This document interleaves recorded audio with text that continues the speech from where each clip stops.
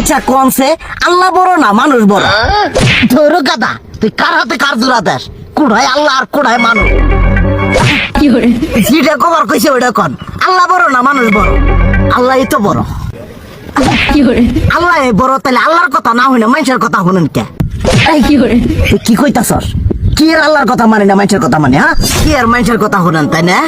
আমনে যে ওই দিনকে ডায়াবেটিসের রোগ নিয়ে যে হাসপাতালে গেলেন, ডাক্তার আপনার কত কিছু খাবার না করলো, সব কিছু না খাই এখন চলতেছেন, তাহলে আল্লাহ যে আপনারে কইছে যে হারাম খাবার না, সুদ খাবার না, কই আপনি তো কাম কাজ বাদ দিয়ে এলাকার মধ্যে টাকা পয়সা না গায়ে খালি ওইলে দিয়েই খান, নিজেরা টিয়াও হালাল ভাবে কামাই করেন না, ওই সুদ তো না কয়টা টিয়া করে লাভ আহে ওইলে দিয়ে দিয়ে চলে না, পেটা বড় বানাইছেন। শুনেন একটা কথা কই, হারামের কোনোদিন আরাম নাই। হালাল পথে রুজি রোজগার করেন, প্রয়োজনে এড়া বেলা কম খায়েন, তাও শরীর পিণ্ডও ভালো থাকবো, কোনো রোগ বেদও হবো না, আরামও পাবেন, আল্লাহও খুশি থাকবো। তুই আমার এইভাবে বুঝাবি আগে কইলি না কে?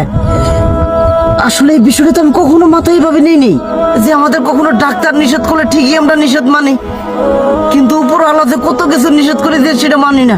আর এই যে হারাম পথে টিয়া পয়সা কামাই করতেছেন, শরীরের মধ্যে দুনিয়া রোগ বেত হয়েছে, দেখা যাইতেছে যা টিয়া হারাম পথে কামাই করতেছেন তার তো বেশি টিয়া মনে করেন জ্বলেই যাইতেছে গা বেশি। আজকের পর থেকে আমি আর এই হারাম সুদ খামো না, আমি হালাল পথে চলবো, হালাল টাকা পয়সা ইনকাম করবো।